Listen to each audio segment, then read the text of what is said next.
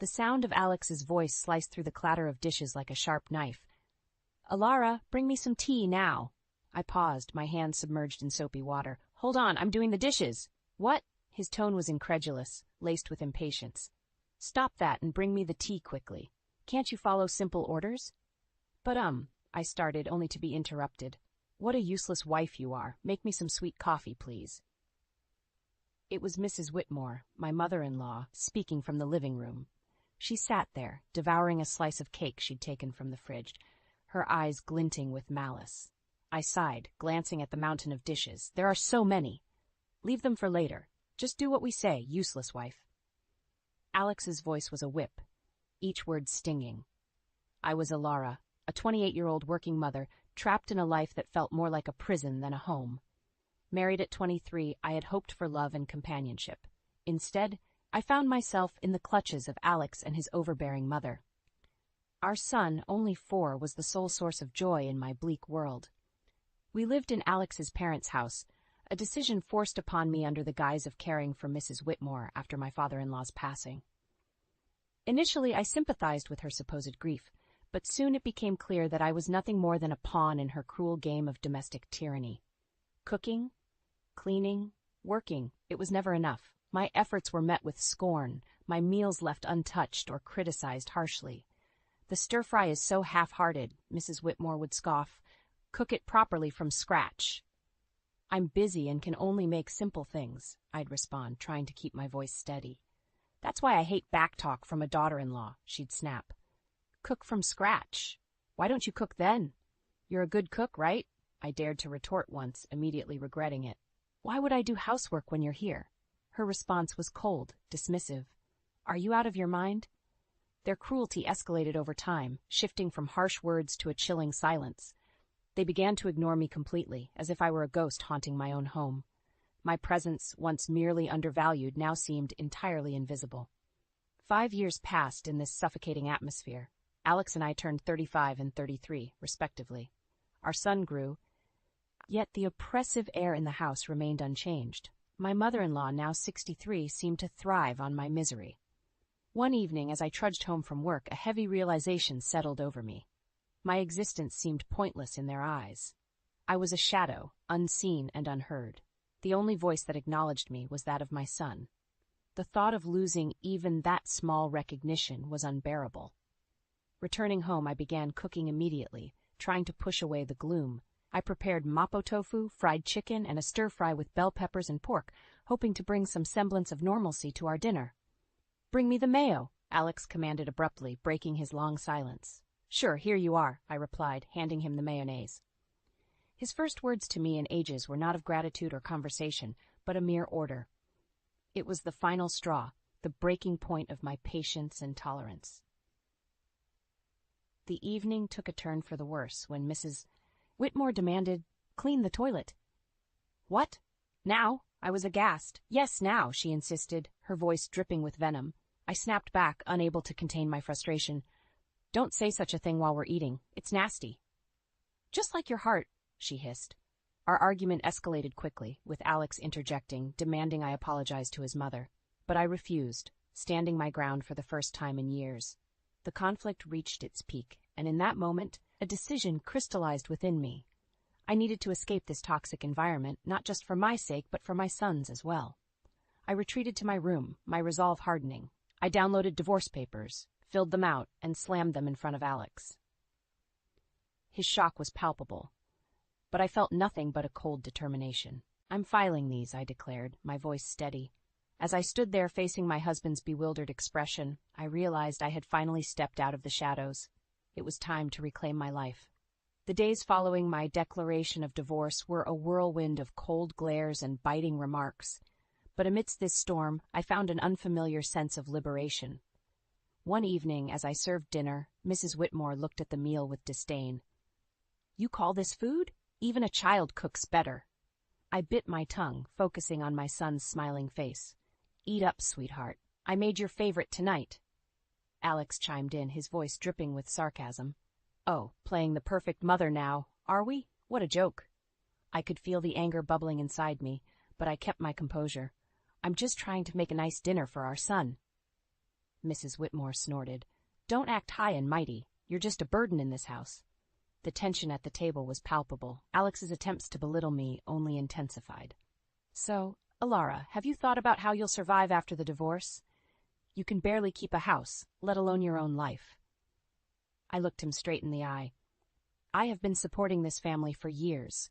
I'm not worried about taking care of myself and our son. His smirk faded slightly, a flicker of unease crossing his face. Mrs. Whitmore quickly intervened. Don't be absurd. You need us more than we need you. The conversation turned to finances, a topic they usually avoided. You do realize that without my salary, this household would crumble? I stated, more to myself than to them. Mrs. Whitmore scoffed. We'll manage. We don't need your pity money. But Alex's silence spoke volumes. He knew the truth. Without my income, they would be in dire straits. In the following days, their behavior became increasingly erratic. Mrs. Whitmore would oscillate between trying to sweet-talk me into staying and hurling insults when I didn't comply. Alex, on the other hand, seemed lost, his arrogant facade crumbling as the reality of his financial dependence became undeniable. One afternoon, I overheard a conversation between them that chilled me to the bone. She can't leave us like this, Alex hissed. We need her money. Mrs. Whitmore's reply was cold and calculated. Don't worry, I have a plan. We'll make her life so miserable she won't dare to leave. Hearing their true intentions laid bare was a revelation. They didn't care about me or even our son. It was all about control and money.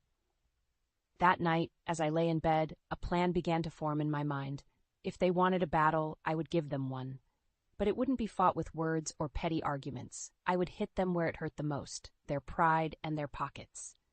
The next morning, I started putting my plan into action. I contacted a lawyer, a sharp, no-nonsense woman who came highly recommended. I want a divorce, and I want to make sure they don't get a penny more than they deserve, I told her. She nodded, her eyes glinting with determination. We'll make sure of that. You've been the sole breadwinner, right? We'll use that. As the days passed, my resolve only grew stronger. I started documenting everything, the insults, the financial manipulation, even the smallest of grievances. It was time to turn the tables. It was time for them to face the consequences of their actions. And as I built my case, a sense of empowerment filled me. For the first time in years, I felt like I was in control of my own destiny. The shadows of contempt were slowly lifting, and in their place, a new dawn was emerging. As the divorce proceedings began, the atmosphere in the house grew increasingly toxic. Yet, with each passing day, my sense of fear diminished, replaced by a steely resolve. One evening, Mrs. Whitmore tried a different tactic. Alara, dear, why don't we forget all this nasty business? You know we're family. Her words dripped with insincerity. I met her gaze, unwavering. Family doesn't treat each other the way you've treated me. Alex, who had been quietly observing, scoffed. Oh, playing the victim now? You're not as innocent as you pretend to be. I felt a surge of anger, but kept my voice calm. I'm not playing anything, Alex. I'm just no longer willing to be your scapegoat. The conversation turned, as it often did, to finances. You think you can just take our son and leave? How will you support him? Alex challenged. I smiled, a small, confident curve of my lips. I've been supporting this family for years. I think I can manage. Mrs. Whitmore's expression twisted into a sneer. You're nothing without us. You'll come crawling back. But their words no longer held power over me. I knew my worth, and I knew the truth.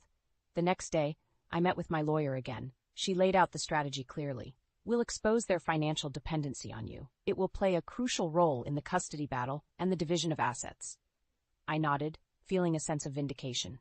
The law was on my side, and I was ready to fight. Back at home, the tension reached a boiling point. Mrs. Whitmore's attempts to undermine me became more desperate. You think you're so smart, she spat one evening. But you're just a cold-hearted woman, abandoning your family. I looked her straight in the eyes. No, I'm a woman who's finally standing up for herself. Alex jumped in, his voice laced with venom. You'll regret this. You can't survive without me. But his threats fell on deaf ears. I was done being intimidated. As the days went by, my preparations for the court battle intensified. I gathered financial statements, recorded their abusive remarks, and collected evidence of their negligence. One afternoon, as I was organizing my documents, my son came to me. "Mom, are we going to be okay?" His voice was small, uncertain. I pulled him into a hug, feeling a surge of protectiveness. "Yes, sweetheart, we're going to be just fine. We're leaving this place, and we're going to start a new, happy life. Just you and me." His arms tightened around me, and in that moment, I knew I was making the right decision. I was fighting, not just for myself, but for my son's future. The day of the court hearing loomed closer, and with it, a sense of impending freedom. I was ready to face Alex and Mrs. Whitmore, ready to end their reign of control and emotional abuse. I was ready to reclaim my life and give my son the peace and happiness he deserved. It was time for justice, and I was determined to see it served. The day of the court hearing arrived, a day I had been anticipating with a mix of dread and determination. As I sat across from Alex and Mrs. Whitmore in the courtroom, I felt a sense of surrealism. This was the moment where everything would change. The proceedings began with a cold formality. Alex's lawyer portrayed him as a devoted husband and father, struggling under the weight of false accusations. Mrs. Whitmore played the part of the grieving mother-in-law, wronged by an ungrateful daughter-in-law. But their performance was transparent, their lies brittle. When my turn came, I spoke clearly, my voice steady. "I have been the sole provider for this family for years. My husband's unemployment and his mother's manipulation have been constant sources of strain." Alex interjected, his voice laced with false hurt. "Alara, how can you say these things? I've always supported you." I turned to him, my gaze unwavering. "Support is more than just words, Alex. It's about actions, and your actions have shown nothing but selfishness and cruelty." The judge listened intently as I presented my evidence. Financial statements, recordings of their verbal abuse, testimonies from neighbors who had witnessed their behavior. The truth was undeniable. As the evidence mounted, Alex's facade began to crumble. Mrs. Whitmore's composure cracked, her mask of innocence slipping away. The courtroom was silent, the air thick with tension. Then came the revelation that sealed their fate.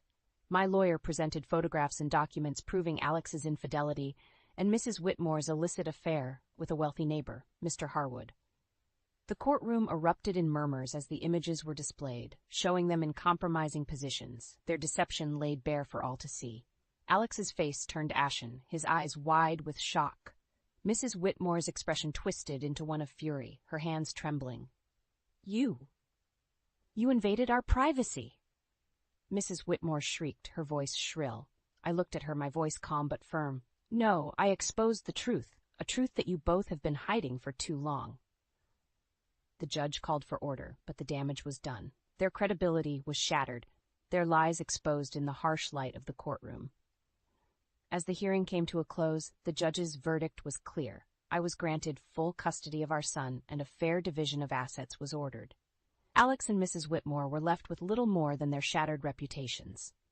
Walking out of the courtroom, I felt a weight lift off my shoulders. The years of manipulation and emotional abuse were finally over. I had stood up to my oppressors and emerged victorious. But the sweetest moment came when my son ran into my arms outside the courthouse, his face bright with relief and happiness. "We did it, Mom," he said, his voice filled with joy. "Yes, we did," I replied, holding him close. "We're free now. It's just the beginning for us." And as we walked away, hand in hand, I knew that this was not just a victory for me. It was a victory for every person who had ever been made to feel small, powerless, or unworthy. It was a victory for truth and justice. It was the start of a new chapter, a chapter filled with hope and the promise of a brighter future. The aftermath of the court ruling was immediate and tumultuous. Word of Alex and Mrs. Whitmore's deceit spread like wildfire, tarnishing their reputations in our small community. They were no longer able to hide behind their facade of respectability. In the days following the verdict, I focused on rebuilding my life with my son, but I couldn't ignore the sense of satisfaction that came from knowing Alex and Mrs. Whitmore were facing the consequences of their actions. One evening, as I was preparing dinner, I received an unexpected visitor. It was Mr. Harwood's wife, Mrs. Harwood, her eyes red with unshed tears. "Alara, I heard about everything. I can't believe what Sylvia, Mrs. Whitmore, did." Her voice broke, and I could see the pain etched on her face. I invited her in, offering a cup of tea. As we sat at the kitchen table, she poured out her heartache. I trusted her as a neighbor, as a friend, and to think she was having an affair with my husband. I listened, offering words of comfort. It was clear that Mrs. Whitmore's actions had caused more damage than she had ever anticipated. The next day I encountered Alex in town. He was a shadow of the man he once was, his arrogance replaced by a look of defeat. "Elara, please, can we talk?" he asked, his voice barely above a whisper. I stopped, facing him. "What is there to talk about, Alex?" He fidgeted, unable to meet my eyes. I'm sorry for everything. I didn't realize how much I depended on you, on your strength." His apology, though late, was a testament to the shift in power. He had lost everything, his dignity, his home, his family, and in that loss he had finally recognized his own faults. But it was Mrs. Whitmore who faced the harshest backlash. Her affair with Mr. Harwood had not only ruined her reputation, but had also led to legal troubles. Mrs. Harwood had filed for divorce and was pursuing a lawsuit against her for alienation of affection. I heard about Mrs. Whitmore's plight from neighbors, the whispers and rumors painting a picture of a woman undone by her own actions. She had become an outcast, shunned by those she had once considered friends. One afternoon, I saw her at the grocery store, her eyes downcast as she hurried through the aisles. Our paths crossed, and for a moment our eyes met. The look of resentment and defeat in her eyes was unmistakable. "You did this to me," she hissed under her breath as she passed by. I watched her go, feeling a mix of pity and vindication. "No, Sylvia, you did this to yourself," I whispered to myself. The tides of justice had turned, and the consequences of their actions were now inescapable. Alex and Mrs. Whitmore were living the life they had crafted through years of deceit and manipulation. And as I watched them struggle with the aftermath, I knew that the best revenge was living well, free from their toxic influence. As I turned my focus back to my son and our new life, I realized that this was not just a story of revenge. It was a story of liberation, of breaking free from the chains of abuse and control.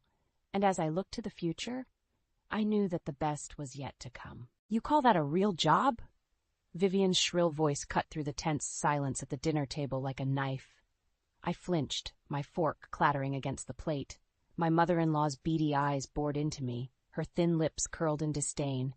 "Wasting your days playing around with colors and shapes on a computer. How avant-garde." Across the table, Eli kept his head down, avoiding my pleading gaze. I opened my mouth to respond, but Vivian barreled on, her voice dripping with contempt. "I don't know why I even let you stay under my roof. At least Eli made an honest living with his finance job before." She trailed off, though the implication hung heavy in the air. Ever since Eli's unexpected layoff and our move into her home, Vivian had wasted no opportunity to demean my career as a freelance graphic designer. "Mom, that's enough," Eli muttered, but lacked the conviction to meet her glare. Hot shame burned my cheeks as unwanted memories resurfaced. The endless job searches culminating in rejections for roles I was overqualified for. The forced smiles as I explained my unconventional career to friends and relatives, their skepticism thinly veiled. But this was a new low, having my passion, my art, denigrated as a silly indulgence within my own home, by my own family. I swallowed hard, my appetite extinguished. "I may not bring in the income your precious Eli once did, but my work is still valid. I take pride in it." Vivian barked a humorless laugh. "Pride? In scribbling doodles like a child?" Her scornful gaze raked over me, cold with dismissal.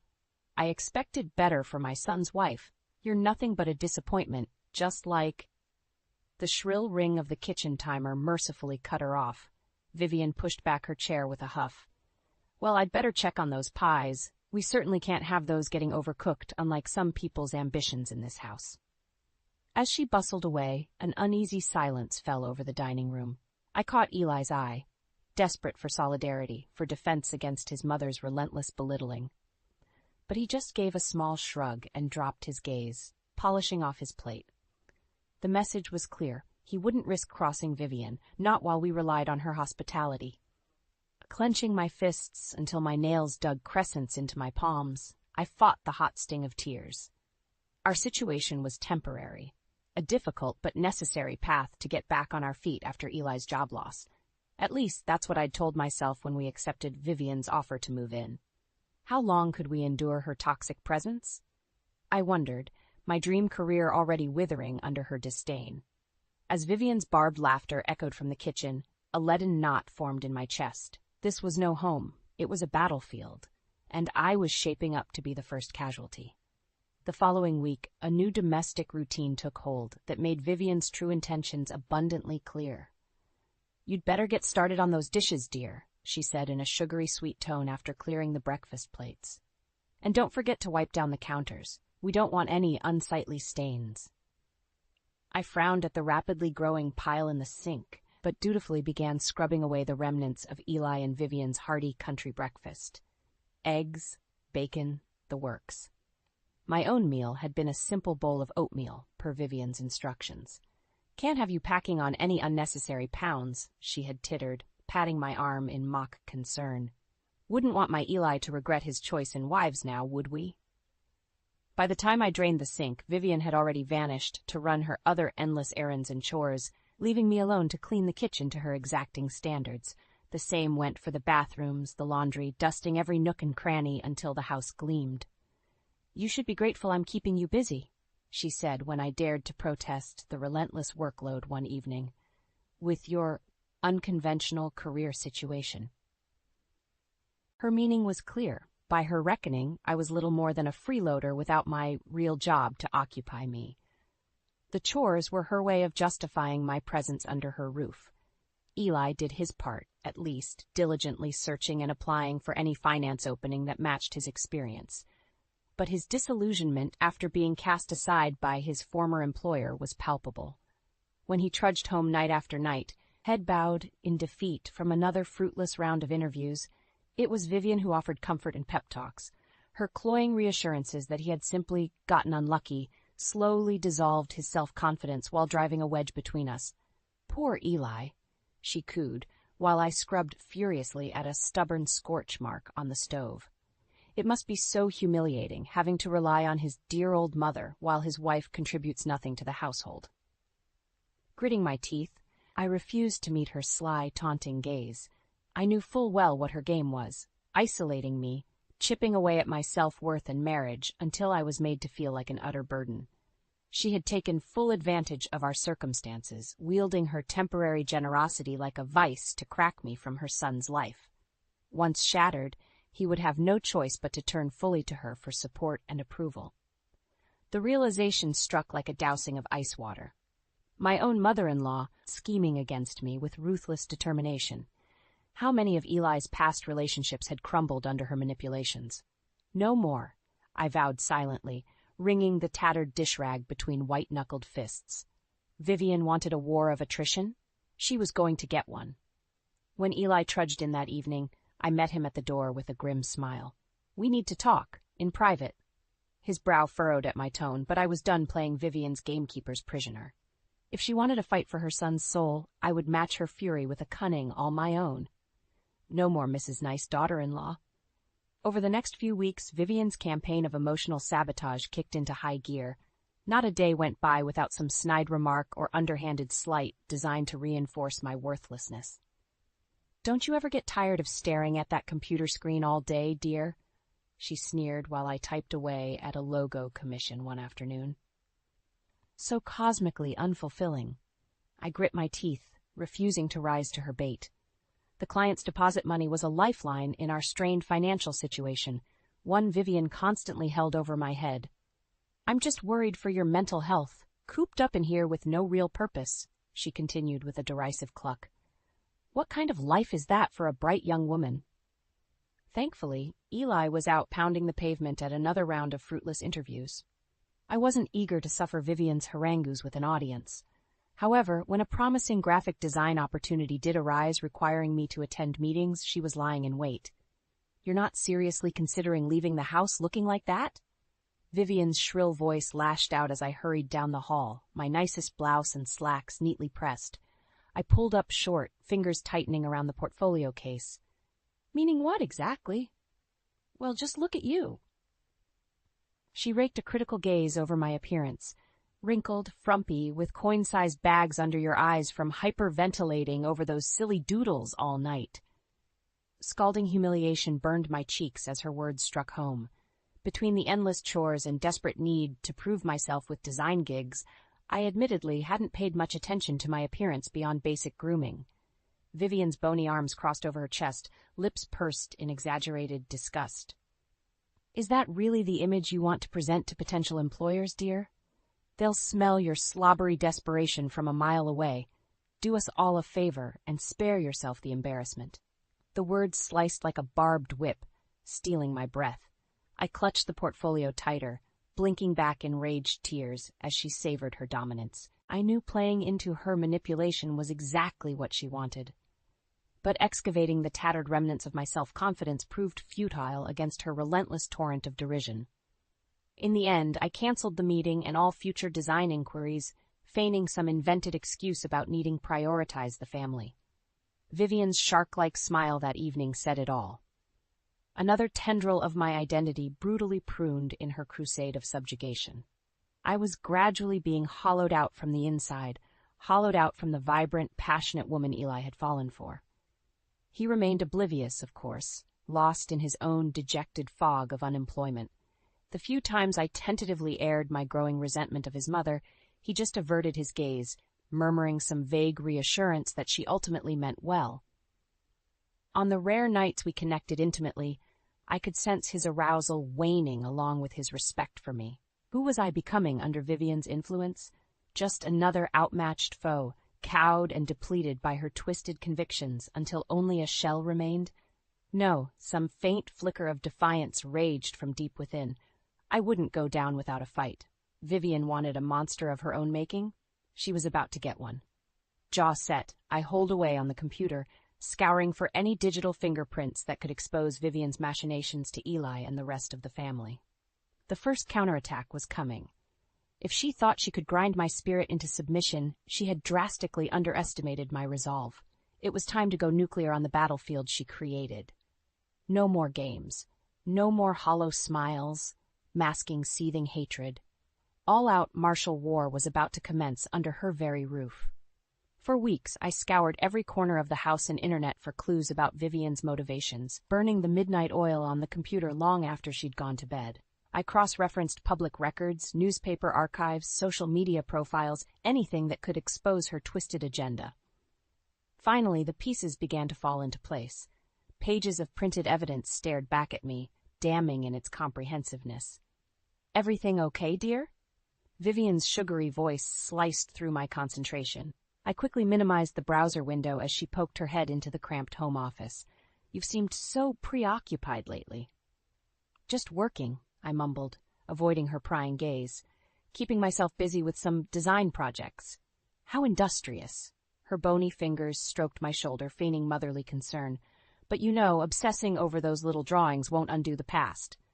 I tensed at her words, wondering if she was baiting me.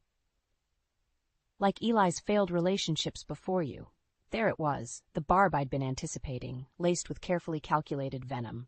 I slowly pivoted to face her. "What are you suggesting?" Vivian's cold eyes glinted with cruel amusement. "Come now, you're not that dull. Even you must have noticed the pattern emerging."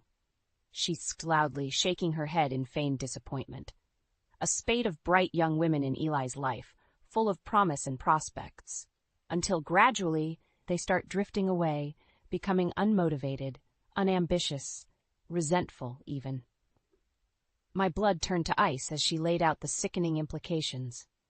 Those poor girls simply didn't have the mental fortitude to be part of our family, to take on the duties required of an Elliot matriarch.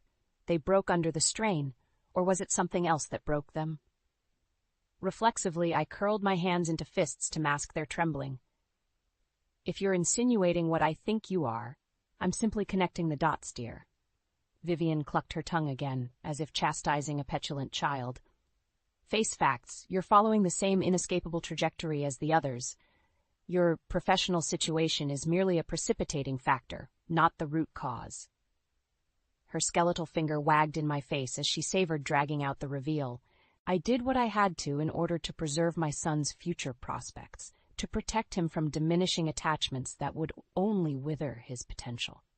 The words spilled out in a sickening rush, past relationships poisoned through steady emotional attrition, financial entrapment, isolation, relentless needling until the woman's self-worth splintered. all orchestrated by Vivian in a coldly premeditated campaign of subjugation. You monster, I choked out, struggling not to retch. How could you do that to Eli, to your own son? I did it for Eli, she snapped, that familiar flash of contempt hardening her features. To spare him the heartbreak of making the wrong choice and resigning himself to mediocrity. A mother's love can be cruel at times, but at least I had his best interests at heart. Her serpentine tongue flicked out to moisten her pursed lips. This time will be no different, I'm afraid. For his own good, you simply have to go. With a final vindicated smirk, Vivian slithered from the room, leaving me to absorb the full, monstrous truth alone. Gripping the computer desk to steady my shaking limbs, I could no longer deny the depravity unfolding in slow motion around me. My mother-in-law wasn't just a manipulative harpy. She was a calculated, silver-tongued sociopath, systematically undermining my identity to its very core.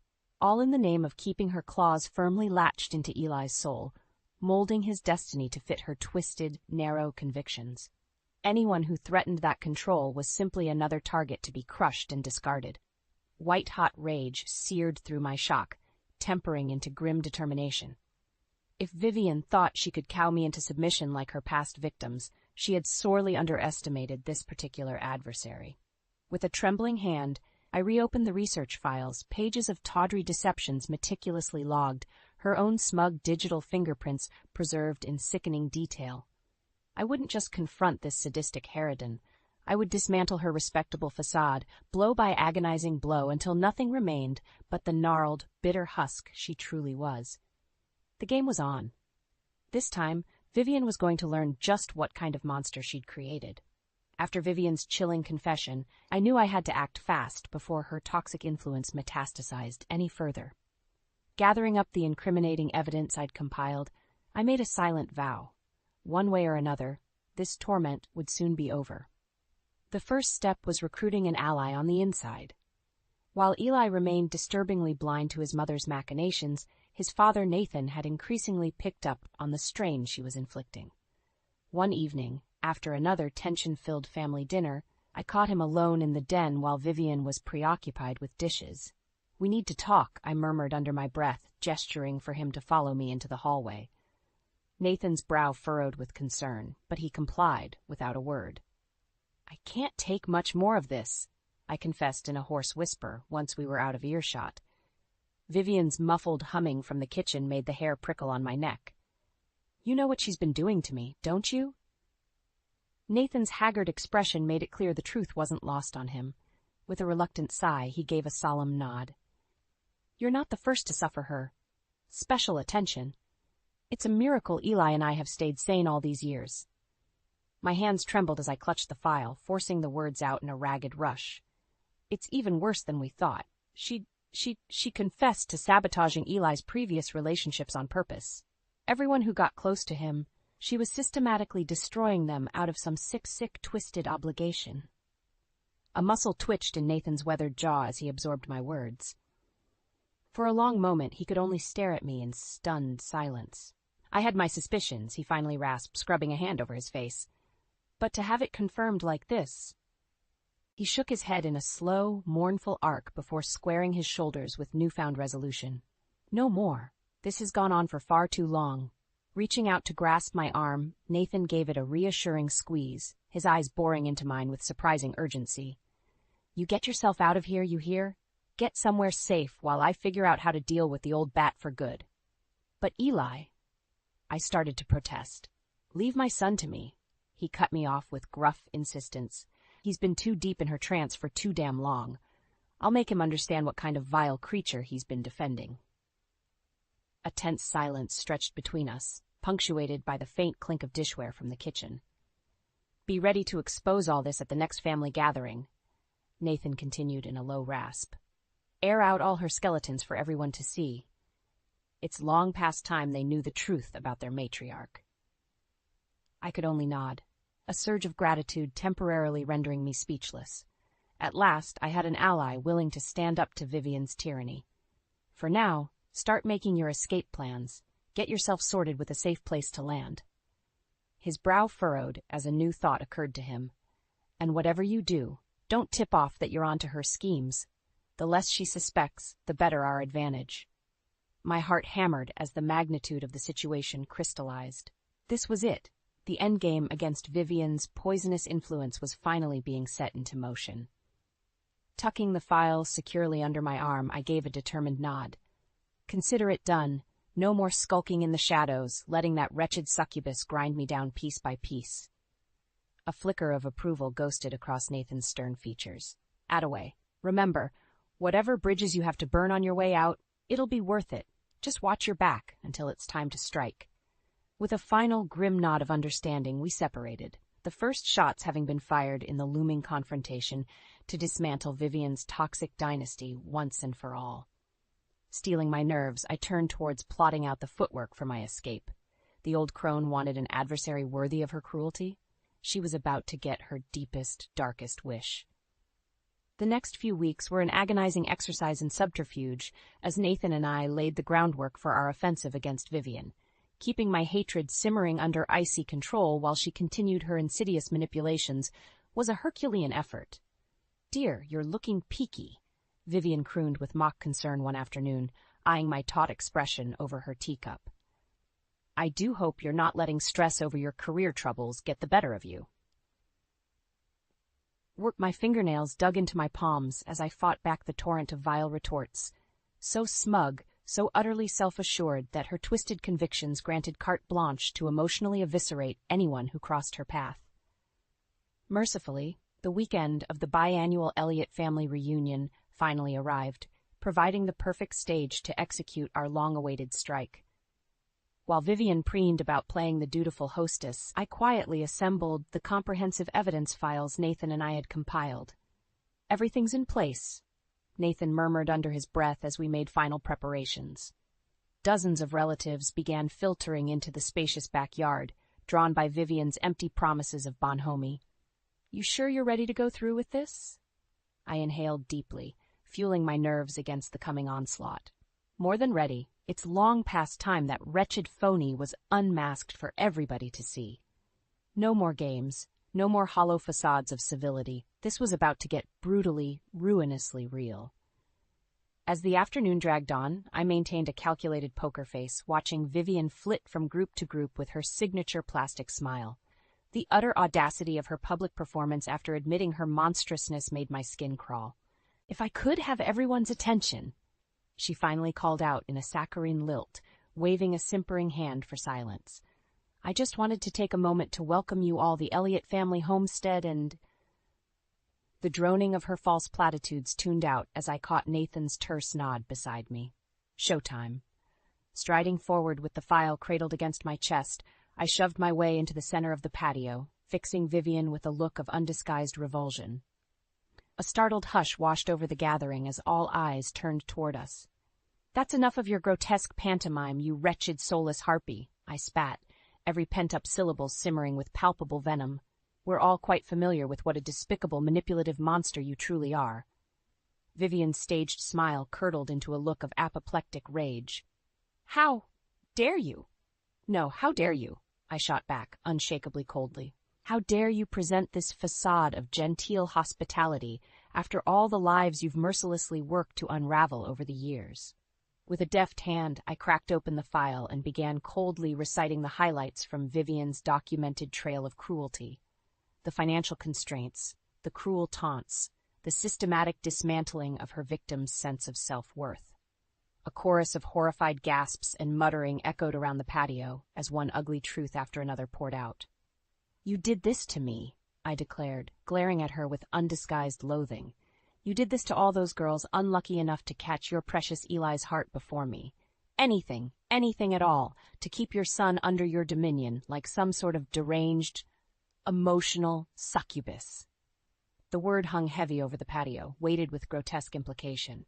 Vivian, to her credit, had descended into sputtering, incoherent rage.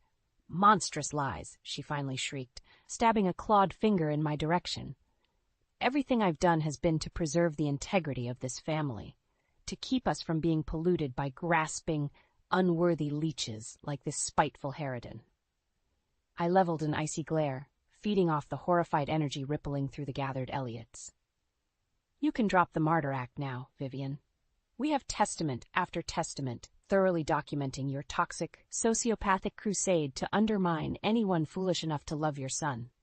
I let the damning file drop at her feet in revulsion. You're an emotional terrorist, plain and simple, and you've been exposed to everyone here for the festering, irredeemable cancer you are. Vivian visibly wilted under the weight of silent condemnation from the surrounding family. One by one, the circle tightened around her, driving the twisted matriarch into a corner like the rabid animal she was. "Get out!" A gruff, furious voice cut through the tension. Nathan, finally free from her web, stalked forward with unvarnished loathing twisting his features. "Get out of my house, you miserable succubus. Your reign of terror is over." In that moment, the indomitable Vivian Elliott shriveled into a pitiable, broken creature. The rank stench of her malignance finally laid bare for all to behold. Satisfaction sang through my veins as I turned to watch her slinking, shunned and disgraced out into the lonely night. My own personal demon had finally been exorcised, and the future, while still shrouded in lingering hurt, finally shone with a glimmer of hope for redemption at last. The days following Vivian's brutal exposure at the family reunion were a maelstrom of turmoil. The Elliott clan, so accustomed to putting on airs of unity and decorum, had been irrevocably fractured by the truth about their matriarch's depravity. Entire branches of the family tree followed Vivian into exile, stubbornly clinging to her perfidious lies out of misplaced loyalty or sheer inability to accept her monstrous actions. Sister turned against brother, cousin against cousin, as age-old allegiances combusted into acrimonious infighting. Through it all, a hollow-eyed Eli could only watch in numb disbelief as the bedrock of his existence crumbled to ruin. For so long, he had been under his mother's diabolic spell, his sense of identity and priorities hopelessly warped to serve her pathological needs. I never truly saw her for what she was," he murmured one evening in a voice leached of all emotion. "How could I have been so blind?" We sat together on the back patio steps, the chilly night air lending a funereal pall. I reached over, clasping his hand in silent solidarity. "Your devotion as a son isn't something to censure yourself over," I said softly. "Vivian's skill as a master manipulator is what blinded you to her true nature for so long." Eli dragged in a ragged breath, squeezing his eyes shut as memories undoubtedly flooded back, the endless criticisms, the insidious needling against every relationship, that relentless push to surrender his individuality. "She really did think she was protecting me, didn't she?" he said at last, anguish clouding his features. "In that sick, twisted way of hers, she deluded herself into believing I needed her. Tough love to grow into the man she envisioned." My throat tightened at the naked vulnerability in his voice. For years, Vivian had stripped away his sense of self-worth and autonomy, leaving behind an emotional husk devoid of anything but codependent obedience to her narcissistic whims. "I'm so sorry, Eli," I whispered, feeling the sting of tears, "for not seeing it sooner, for ever letting her get her claws into us like that." His answering look was harrowed but clear. "Don't apologize, not for a second. She's the one who has to live with being a goddamn monster." A terse nod punctuated his words. For the first time I could remember, Eli carried the spark of unflinching resolution in his gaze. The spell was broken, Vivian's influence reduced to so much wasteful toxin being finally purged. Perhaps sensing this pivotal shift, Nathan quietly emerged onto the patio, a haggard older man suddenly freed of decades of emotional shackles. He moved to stand beside us in solemn solidarity. "So it's done then," he murmured in a gravelly tone. "The Dowager demon has been cast into the pit at long last." Eli gave a hollow nod, squeezing my hand tighter as Nathan settled onto the step beside us with bone-weary resignation. "It will take some recalibrating," he continued somberly. "For all of us, but most of all you, son. She didn't just undermine your partners, she systematically stripped you of any sense of self beyond her ambitions. Rebuilding that identity, overcoming those conditioned insecurities, it'll be a daily battle for a while yet." Silence hung heavy between them as the weight of Vivian's psychic toll sank in. So much damage inflicted, so much work ahead to heal the grievous, indelible scars. But her reign of terror was finally, mercifully over. "We'll get through it," I vowed resolutely, clutching Eli's hand with renewed determination. Both of us, together this time. That cancerous influence is gone for good. A flicker of gratitude warmed Nathan's gruff features as he regarded me. I have no doubt you will. A burden's been lifted we didn't even realize we were carrying all these years. Rising to his feet with an inscrutable glance towards the house's flickering lights, he cleared his throat. Whenever you two are ready to start fresh, well, you've got a hell of a lot of personal healing ahead, but at least that path is clear now. Summoning a rueful chuckle, he briefly rested a hand on Eli's shoulder as he moved to retreat back inside. Take all the time you need, son. That twisted karma has finally unwound. Now it's just a matter of finding which path leads away from its ruins. The night breeze whispered across the yard, carrying whispers of possibility for the reclaimed future suddenly laid bare before us. For the first time in a long while, I allowed myself a tentative breath of hope. Vivian was gone, exorcised. Now the true revival could finally begin. The months following our escape from Vivian's toxic web were an arduous journey of healing and rediscovery. Eli, in particular, fought to remake his sense of identity, to untangle decades of conditioning that had molded him into a hopelessly codependent extension of his mother's malignant narcissism. There were setbacks, of course, nights when the old insecurities would flare up, driving him into brooding funks until I managed to coax him back from that familiar abyss of self-doubt. Her spectral influence lingered like a cancerous remnant, poisoning his confidence at the most inopportune times. But we persevered, leaning on one another through the darkness. I refused to let Vivian's legacy consume us, no matter how viciously and stubbornly it clung to the roots of our relationship. Soon enough, my own artistic passions reignited in the wake of that toxic drought. Commissions and graphic design gigs steadily poured in, each completed piece chipping away at the rubble that Hag had strewn across my self-worth. "You're really starting to hit your stride," Eli murmured one evening, studying my latest logo mock-up with a contemplative gaze. "This work, it's undeniably brilliant, Marla. No vile opinions can refute that truth anymore." The unveiled sincerity in his voice washed over me like a soothing balm for the old, barely healed wounds. Gone was the meek, beaten-down husk of a man who had meekly abdicated his identity to Vivian's depraved whims. This Eli was revitalized, newly confident in voicing his convictions, without the looming fear of displeasing his manipulative parent. Free to be his own person at long last. Even Nathan, cordoned off in his separate home across town, exhibited remarkable strides in shaking off Vivian's corrosive influence. Some evenings he would stop by unannounced, hell-bent on reconnecting through the simple joys of family he had been deprived of for decades.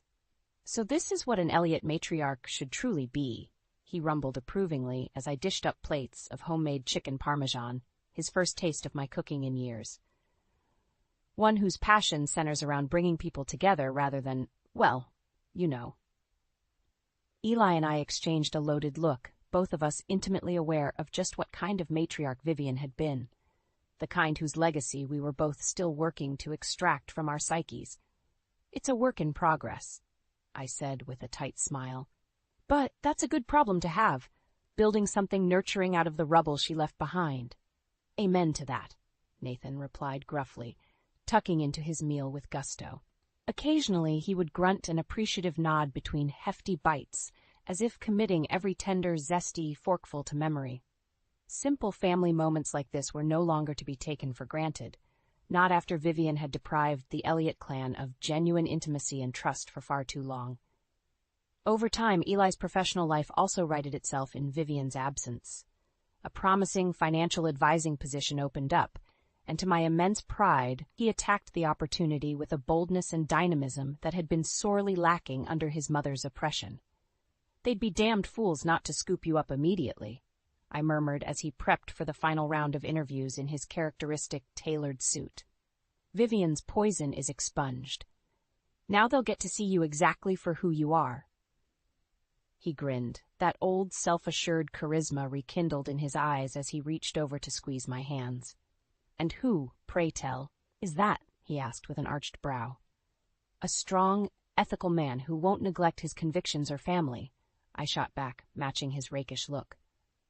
The kind of person I should have been able to see all those years ago, before that decrepit succubus warped your identity beyond recognition. His grin widened into an expression of unvarnished joy and love, the old scars finally mended enough to let happiness pour forth undeterred.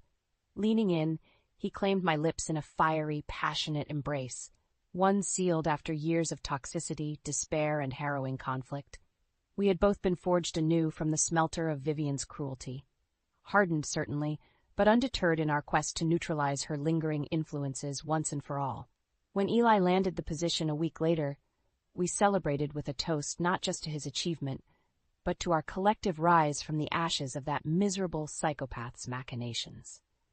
A new life, a new world of opportunity beckoned, one finally free from the crushing weight of that demented matriarch's control. The morning saga ended with Eli and I arm in arm at one of my own gallery openings nearly a year later, beatifically expectant with our first child as the ultimate repudiation of Vivian's derangement. Around us, a teeming crowd of colleagues, friends, and family congregated to celebrate my ascendant artistic achievements, solemnly reveling in the hard-won victories we had each carved from the rubble of past trauma. In that electrifying moment of validation and renewal, Vivian Elliott's malignancy was finally, conclusively extinguished by the twin fires of perseverance and love. She would always be a part of our shared histories. That much was undeniable. But her defeat and our dogged efforts to emerge unbowed from her cruelty's cauldron ensured that the last, echoing remnants of that toxic matriarch's depravity had been forever exorcised. The Elliott's healing could truly begin at last.